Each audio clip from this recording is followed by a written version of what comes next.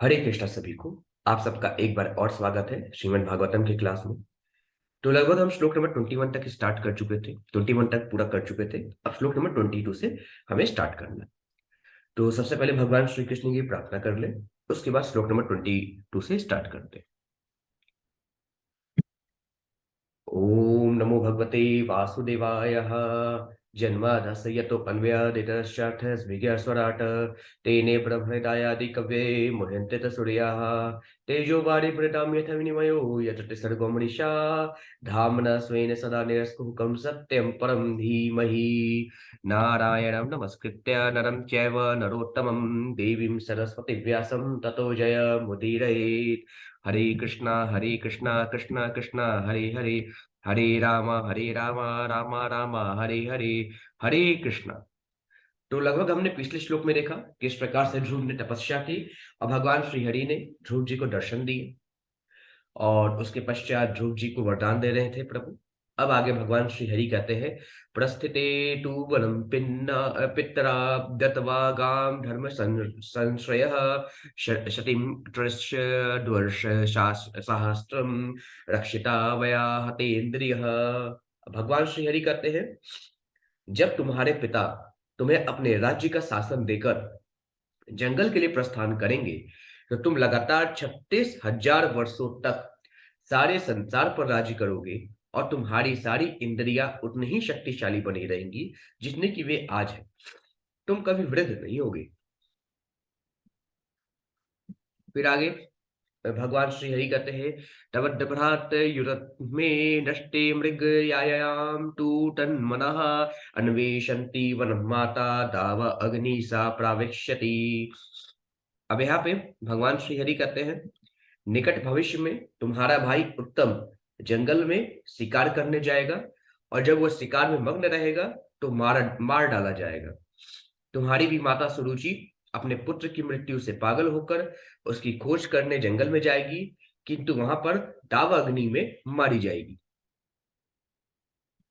फिर आगे भगवान श्री हरि कहते हैं, इष्ट्वा माम यज्ञ हृदय यज्ञ है पुष्क लदक्षिण है भुक्तवा चेहाशिषः सत्या अन्ते माम संसम ऋष्यसि। अब यहाँ पे भगवान श्री हरि कहते हैं, मैं समस्त यज्ञों का हृदय हूँ। तुम अनेक बड़े बड़े यज्ञ संपन्न करोगे और प्रचुर दान भी दोगे। इस प्रकार तुम इस जीवन में भौतिक सुख के वरदान को भोग सकोगे और अपनी मृत्यु के समय तुम मेरा स्मरण कर सकोगे। फिर आगे भगवान श्री हरि कहते हैं, ततो गंतासि मतस्थानं सर्वलोकन मस्कृतम उपरिष्टा अदृशिभय अस्तवम यतो नावर्तते गतः। अब भगवान श्री हरि कहते हैं, हे ध्रुव, इस देह में अपने भौतिक जीवन के पश्चात तुम मेरे लोक को जाओगे जो अन्य समस्त लोगों के वासियों द्वारा सदैव वंदनीय है। वह शक्त ऋषि के लोगों के ऊपर स्थित है और वहां जाने के बाद तुमको इस भौतिक जगत में फिर कभी नहीं लौटना होगा। फिर आगे मैत्री मुनि कहते हैं, मैत्री उवाच इते अर्चितः स भगवान तीदिशयात्मनः पदम बालस्य पश्यतो धावा सवमागाद गरुड़ ध्वजः। अब मैत्री मुनि कहते हैं, बालक ध्रुव महाराज द्वारा पूजित तथा सम्मानित होकर और उन्हें अपना धाम देकर भगवान विष्णु गरुड़ की पीठ पर चढ़कर ध्रुव को देखते देखते अपने धाम को चले गए। फिर आगे मैत्री मुनि कहते हैं, सो अपि संकल्पजम विष्णु पाद सेवोपसादितम प्राप्य संकल्प निर्वाणम निति प्रीतो अभ्यगात पुरम। भगवान श्री हरि कहते हैं, यहाँ पे मैत्री मुनि कहते हैं, भगवान के चरण कमलों की उपासना द्वारा अपने संकल्प का मनोवांछित फल प्राप्त करके भी ध्रुव महाराज अत्यधिक प्रसन्न नहीं हुए। तब वे अपने घर चले गए। फिर आगे विदुर मुनि कहते हैं, विदुरुवाचः सुदुर्लभम यत् परमं पदम हरे मार्या विनस्त अचरणार्चनार्जितं लब्ध्वापय सिद्धार्थ विवेक जन्मना कथम स्वमात्मान ममन्यतार्थविता। अब मैत्री मुनि कहते हैं, हे ब्राह्मण, भगवान का धाम प्राप्त करना बहुत कठिन है। इसे केवल शुद्ध भक्ति से ही प्राप्त किया जा सकता है, क्योंकि अत्यंत वत्सल तथा कृपालु भगवान केवल उसी से प्रसन्न होते हैं। ध्रुव महाराज ने इस पद को एक ही जीवन में प्राप्त कर लिया, और वे थे भी बहुत बुद्धिमान और विवेकी, तो फिर वे प्रसन्न क्यों नहीं हुए? तो इस पर मैत्री मुनि कहते हैं, मैत्रेय उवाच मातुः स पतनया भाग्यवाने हृदय विधस्तु तान् स्मरन् नैषन् मुक्ति पते मुक्तिं तस्मात्ता पमुपेयवान्। मैत्री मुनि कहते हैं, ध्रुव महाराज का हृदय, जो अपनी विमाता के कटु वचनों के बाणों से बद्ध हो चुका था, अत्यधिक संतप्त था। अतः जब उन्होंने अपने जीवन का लक्ष्य निर्धारित किया, तो वे उसके दुर्व्यवहार को नहीं भूल पाए। उन्होंने इस भौतिक जगत से वास्तविक मोक्ष की मांग नहीं की, वरन अपनी भक्ति के अंत में जब भगवान उनके समक्ष प्रकट हुए, तो वे अपनी उन भौतिक याचनाओं मांगों के लिए लज्जित थे जो उनके मन में थी।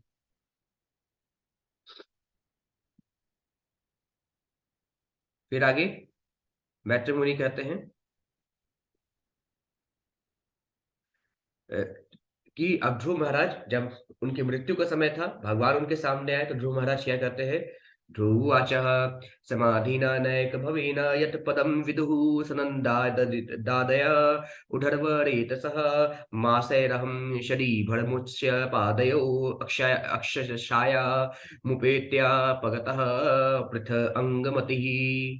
अब ध्रुव जी महाराज कहते हैं, भगवान के चरण कमलों की छाया में स्थित रहने का प्रयत्न करना कोई सरल कार्य नहीं है। ध्रुव महाराज जी ने मन ही मन में सोचा कि भगवान के चरण कमलों की छाया में स्थित रहने का प्रयत्न करना कोई सरल कार्य नहीं है, क्योंकि सनंद इत्यादि जैसे महान ब्रह्मचारियों ने भी, जिन्होंने समाधि में अष्टांग योग की साधना की, अनेक जन्मों के बाद ही भगवान के चरणावृंद की शरण प्राप्त की है।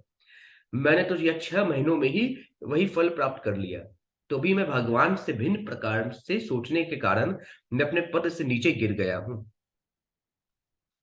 फिर आगे ध्रुव महाराज जी मन में सोचते हैं, अहोबते ममानात्मयम मंद भाग्यस्य पश्यतः भवक्षिदः पादमूलम गत्वा याचे यदंतवतः। अब यहाँ पे ध्रुव महाराज जी सोचते हैं, ओहो, जरा देखो तो मैं कितना अभागा हूं। मैं उन भगवान के चरण कमलों से पास पहुंच गया, जो जन्म मरण के चक्कर की श्रृंखला को तुरंत काट सकते हैं, किंतु फिर भी अपनी मूर्खता के कारण मैंने ऐसे वस्तुओं की याचना की जो नाशवान है। फिर आगे ध्रुव जी महाराज सोचते हैं, मति विदूषिता देव है पतदी भर सहिष्णु भी यो नारद वचस्तथयम नागरा हिसम सत्तमः। अब यहाँ पे ध्रुव जी महाराज सोचते हैं, चूंकि सभी देवताओं को, जो उच्च लोकों में स्थित है, फिर से नीचे आना ही होगा, अतः वे सभी भक्ति द्वारा मेरे विष्णु लोक को प्राप्त करने के प्रति ईर्ष्यालु हैं। इन असहिष्णु देवताओं ने मेरी बुद्धि नष्ट कर दी है, और यही एकमात्र कारण है जिससे मैं नारद मुनि के उपदेशों के आशीर्वाद को स्वीकार नहीं कर सका। फिर आगे ध्रुव जी महाराज सोचते हैं, दैवी माया मुपाश्रित्य प्रसुप्ता इव भिन्नदृका तप्ये द्वितीये अपयस्सति भ्रातृ वयः हृदय हृदृजः। अब यहाँ पे ध्रुव जी महाराज मन में कहते हैं, वो पश्चाताप करने लगे कि मैं माया के वश में था, वास्तविकता से अपरिचित होने के कारण मैं उसकी गोद में सोया था। द्वैत दृष्टि के कारण मैं अपने भाई को शत्रु समझता रहा, और झूठे ही यह सोचकर मन ही मन पश्चाताप करता रहा कि वे सब मेरे शत्रु हैं। फिर आगे ध्रुव जी महाराज सोचते हैं, मयत्त प्रार्थतम व्यर्थम चिकित सेव गतायुषी प्रसाद्य जगदात्मानं तपसा दुष्प्रसादनम भवक्षिद मया चेह अहम भवम भाग्य विवर्जिता। अब यहाँ पे ध्रुव जी महाराज क्या सोचते हैं, भगवान को प्रसन्न कर पाना अत्यंत कठिन है, किंतु मैंने तो समस्त ब्रह्मांड के परमात्मा को प्रसन्न करके भी अपने लिए व्यर्थ की वस्तुएं मांगी।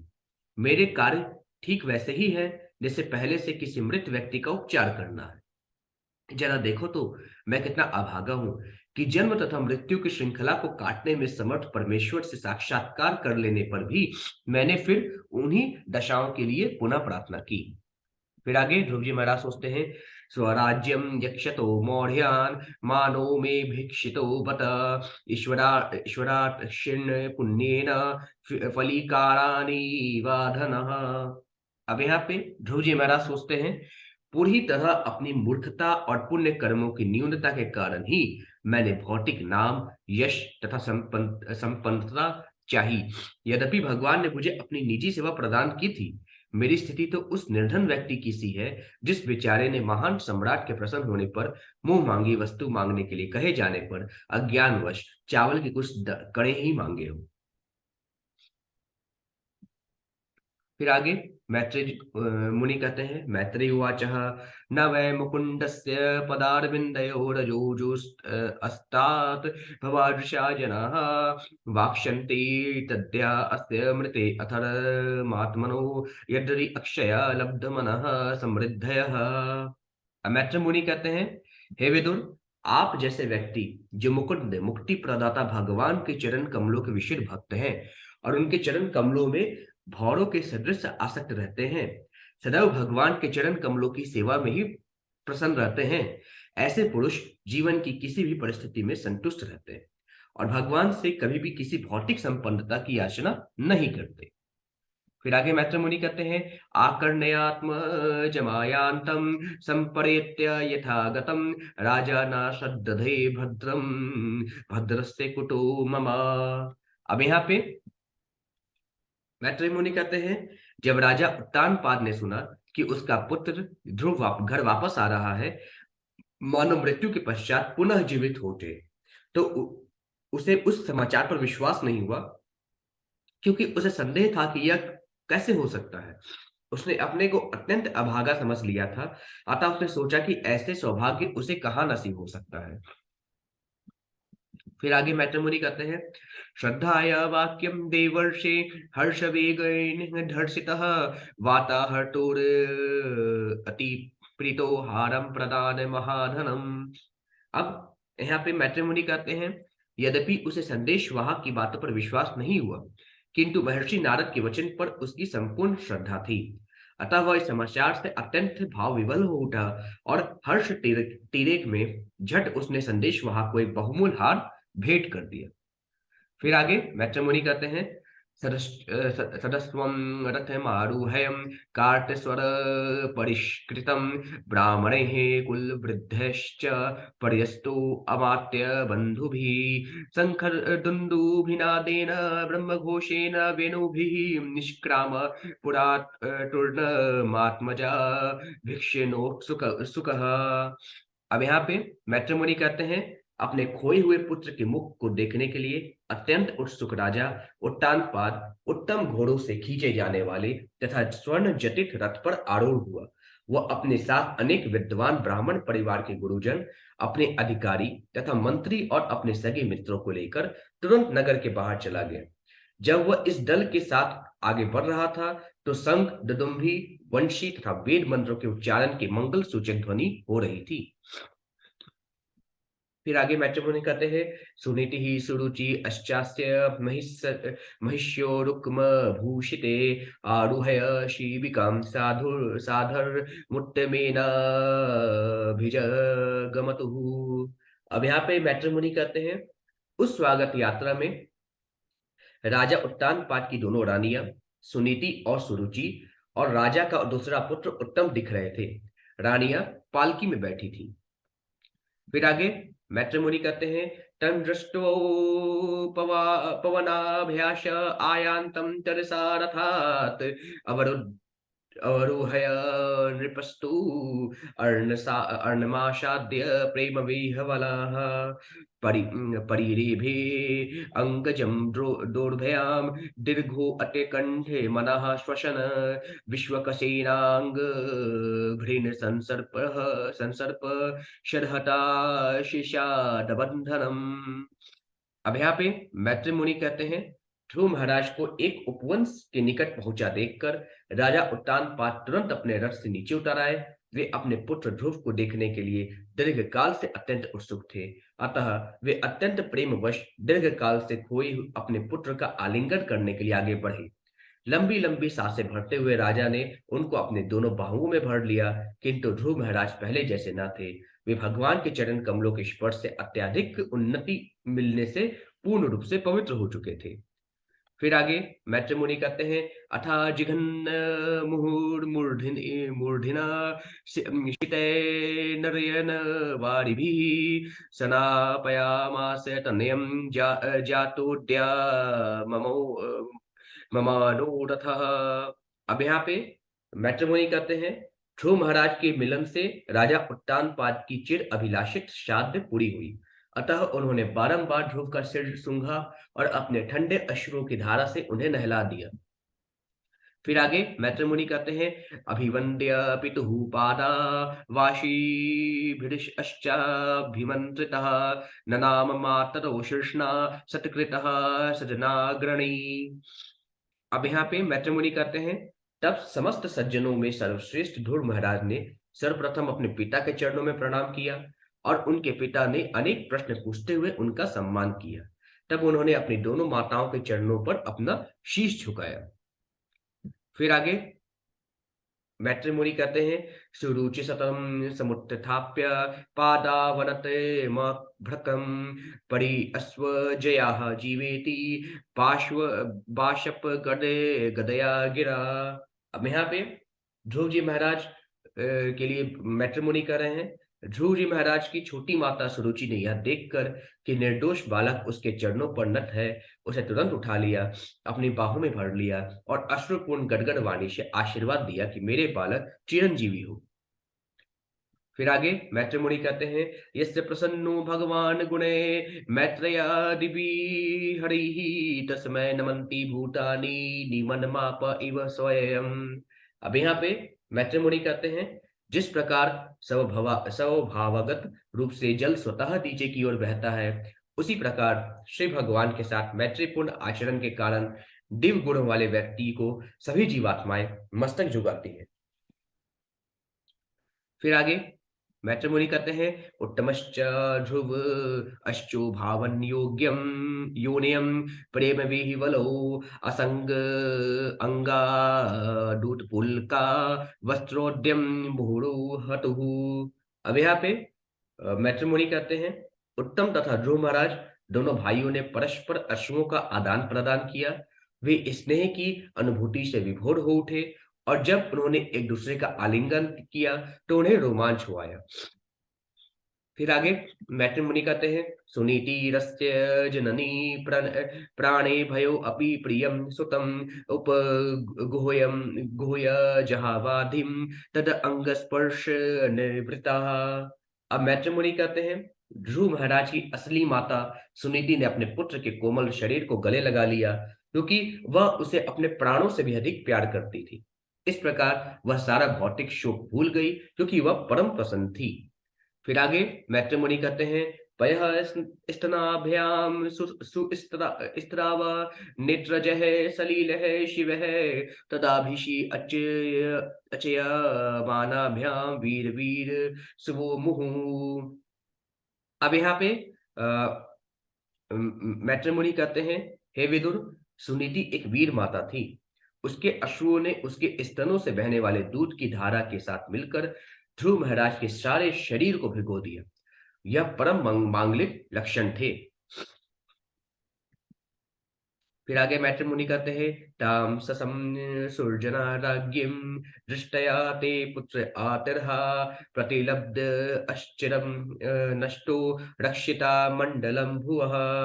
अब यहाँ पे मैत्री मुनि कहते हैं, राजमहल के निवासियों ने रानी की इस प्रकार से प्रशंसा की, हे रानी, दीर्घ काल से आपका प्रिय पुत्र खोया हुआ था। यह आपका परम सौभाग्य है कि वह वापस आ गया है। अतः ऐसा प्रतीत होता है कि वह दीर्घ काल तक आपकी रक्षा करेगा और आपके सारे सांसारिक कष्टों को दूर कर देगा। फिर आगे मैत्री मुनि कहते हैं, अभ्यर्चित अस्तवयानूनम भगवान प्रणेतातर्हा यदनुध्यायिनो धीरा मृत्युम जिगयोहु सुदुर्जयम। अब यहाँ पे मैत्री मुनि कहते हैं कि सभी महल के वासी कहते हैं, हे रानी, आपने अवश्य उन भगवान की पूजा की होगी जो भक्तों को बड़े संकट से उबारने वाले हैं। जो मनुष्य निरंतर उनका ध्यान करते हैं, वे जन्म तथा मृत्यु की प्रक्रिया से आगे निकल जाते हैं। यह सिद्धि प्राप्त करना अत्यंत कठिन है। फिर आगे मैत्र मुनि कहते हैं, लाल्यमानं जनैरेवं ध्रुवं सभ्रातरं नृपः आरोप्य करिणीं हष्टः अस्तूयमानौ अविश्यत पुरम। मैत्र मुनि आगे बताते हैं, हे विदुर, सभी लोग जब इस प्रकार से ध्रुव महाराज की बड़ाई कर रहे थे तो राजा अत्यंत प्रसन्न थे।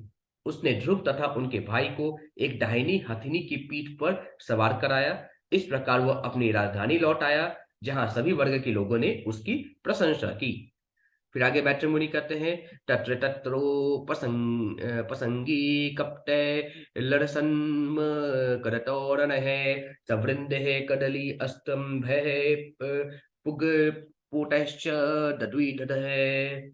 अब यहाँ पे मैत्र मुनि कहते हैं, सारा नगर केले के स्तंभों से सजाया गया था, जिनमें फूलों तथा फलों के गुच्छे लटक रहे थे, और जहां तहां पत्तियों तथा टहनियों से युक्त सुपारी के वृक्ष दिख रहे थे। ऐसे अनेक तोरण भी बनाए गए थे जो मगर के आकार के थे। फिर आगे मैत्र मुनि कहते हैं, चूट पल्लववासः अस्त्र अंगमुक्ता दाम विलंबी भी उपस्कृतम प्रति द्वारमपाम कुंभे सदीपक है। मैत्र मुनि कहते हैं, द्वार द्वार पर जलते हुए दीपक और तरह तरह के रंगीन वस्त्र, मोती की लड़ों, पुष्पहारों तथा लटकती आम की पट्टियों से सज्जित बड़े बड़े जल के कलश रखे हुए थे। फिर आगे मैत्र मुनि कहते हैं, प्राकारे ग्रोपुरागार है शात कुंभे परीक्षत है सर्वतो अलंगतम श्रीमद विमान शिखर अद्युभि। मैत्र मुनि कहते हैं, राजधानी में अनेक महल, नगर द्वार तथा परकोटे थे, जो पहले से ही अत्यंत सुंदर थे, किंतु इस अवसर पर उन्हें सुनहले आभूषणों से सजाया गया था। नगर के महलों के कंगूड़े तो चमक ही रहे थे, साथ ही नगर के ऊपर मंडराने वाले सुंदर विमानों के शिखर भी। फिर आगे मैत्र मुनि कहते हैं, मृष्ट चतवर रथया अट्ट मार्गम चंदन चर्चितम लाजा अक्षत है पुष्प फलय अस्त अंगु अंडूलैर्ब लिभिर्युतम। अब यहाँ पे मैत्र मुनि कहते हैं, नगर की सभी चौकें, गलियां, मार्ग तथा चौराहों की अटारियां अच्छी तरह स्वच्छ करके चंदन जल से छिड़की गई थीं, और सारे नगर में धान तथा जौ जैसे शुभ अन्न, फूल, फल तथा अन्य अनेक शुभ उपहार सामग्रियां बिखेरी हुई थी। फिर आगे मैत्र मुनि कहते हैं, ध्रुवाया पथे दृष्टाय तत्र तत्र पुरस्त्रियः सिद्धार्था अक्षत दध्य अम्बूदूर्वा पुष्पफलानि च जहुः प्रज्ञाना वात्सल्यादाशिषः सतिः शृण्वंस्तद्वलघुगीतानि प्राविश्य अद भवनं पितुः। अब यहाँ पे मैत्र मुनि कहते हैं, इस प्रकार जब ध्रुव महाराज मार्ग से जा रहे थे तो पास पड़ोस की समस्त भद्र महिलाएं उन्हें देखने के लिए एकत्र हो गईं। वे वात्सल्य भाव से अपना अपना आशीर्वाद देने लगी और उन पर सफेद सरसों, जौ, दही, जल, दूब, फल तथा फूल बरसाने लगी। इस प्रकार ध्रुव महाराज स्त्रियों द्वारा गाए गए मनोहर गीत सुनते हुए अपने पिता के महल में प्रविष्ट हुए। फिर आगे मैत्र मुनि कहते हैं, महामणि व्रात महे च स तस्मिन् भवनो उत्तमे लालितो नितरां पित्रा नयवसद्दिवि देववता। अब यहाँ पे मैत्र मुनि कहते हैं, तत्पश्चात ध्रुव महाराज अपने पिता के महल में रहने लगे, जिसकी दीवारें अत्यंत मूल्यवान मणियों से सज्जित थीं। उनके वत्सल पिता ने उनकी विशेष देखरेख की और वे उस महल में उसी तरह रहने लगे जिस प्रकार देवतागण स्वर्गलोक में अपने प्रासादों में रहते हैं। फिर आगे मैत्र मुनि कहते हैं, पयः फेन निभासय्या दान्ता रुक्मा परीक्षदः आसनानि महाहार्नि यत्र रौक्मा उपस्करः। मैत्र मुनि कहते हैं, महल में जो शयन सैया थी वह दूध के फेन के समान श्वेत तथा अत्यंत मुलायम थी। उसके भीतर की पलंगे हाथी दांत की थीं, जिनमें सोने की कारीगरी थी, और कुर्सियां, बेंचें तथा अन्य आसन एवं सामान सोने के बने हुए थे। फिर आगे मैत्री मुनि कहते हैं, यत्र स्फटिककुहरेषु महामारकटेषु च मणि प्रदीपा अभान्ति ललनारन रत्न संयुतः। मैत्री मुनि कहते हैं, राजा का महल संगमरमर की दीवारों से घिरा था, जिन पर बहुमूल्य मरकट मणियों से पच्चीकारी की गई थी और जिन पर हाथ में प्रदीप्त मणि दीपक लिए सुंदर स्त्रियां जैसी मूर्तियां लगी हुई थी। फिर आगे मैत्री मुनि कहते हैं, उद्यानानि च रम्यानि विचित्रे रमणद्रुपैः कुजद्विह अंग मिथुनैः गार्यन्म उत्तम ध्रुवव्रतः। मैत्रिमुनि कहते हैं, राजा के महल के चारों ओर बगीचे थे, जिनमें उच्च स्तर लोकों से लाए गए अनेक प्रकार के वृक्ष थे। इन वृक्षों पर मधुर गीत गाते पक्षियों के जोड़े तथा गुंजार करते मदमत्त भौरे थे। फिर आगे मैत्री मुनि कहते हैं, वापयो वैदुर्य सोपानः पद्मो उत्पल कुमुद्वती हंस कारंड वकुले दृष्टा अशक्चक्रा है वह सारस है। मैत्री मुनि कहते हैं, बावड़ियों में पुखराज की श्रेणियां थी। इन बावड़ियों में विविध रंग के कमल तथा कुमुदिनिया, हंस, कारंडव, चक्रवाक, सारस तथा अन्य महत्वपूर्ण पक्षियां दिखाई पड़ रहे थे। फिर आगे मैत्री मुनि कहते हैं, उत्तानपादो राजर्षि प्रभावं तन्यस्य तं श्रुत्वा दृष्ट्वा अद्भुत भूततमं प्रपेदे विस्मयं परम। मैत्री मुनि कहते हैं, राजर्षि उत्तानपाद ने ध्रुव महाराज के यशस्वी कार्यों के विषय में सुना और स्वयं भी देखा कि वे कितने प्रभावशाली और महान थे। इससे वे अत्यधिक प्रसन्न हुए, क्योंकि ध्रुव महाराज के कार्य अत्यंत विस्मयकारी थे। फिर आगे मैत्री मुनि कहते हैं, विक्षयो अर्वय यशम तम च प्रकृतीनां च सम्मतम अनुरक्त प्रजम राजा ध्रुवम चक्रे भुवः पतिम। फिर मैत्री मुनि कहते हैं, तत्पश्चात जब राजा उत्तानपाद ने विचार करके देखा कि ध्रुव महाराज राज्य का भार संभालने के लिए समुचित प्रौढ़ व्यस्त हो चुके हैं और उनके मंत्री भी सहमत है तथा प्रजा को भी वे प्रिय हैं, तो उन्होंने ध्रुव को इस लोक के सम्राट के रूप में सिंहासन पर बैठा दिया। फिर आगे मैत्री मुनि कहते हैं, आत्मानं च प्रवयस्माकल्य विशाम पतिः वनं विरक्तः प्रातिष्ठ विमृशनात्मनो गतिम। फिर आगे मैत्री मुनि कहते हैं, अपनी वृद्धावस्था और आत्म कल्याण पर विचार करके राजा उत्तानपाद ने अपने आप को सांसारिक कार्यों से विरक्त कर लिया और वन को चले गए, जंगल में चले गए। इस प्रकार श्रीमद् भगवद गीता के चतुर्थ स्कंद के अंतर्गत ध्रुव महाराज का घर लौटना नामक 9वें अध्याय के भक्ति वेदांत तात्पर्य पूर्ण हुए।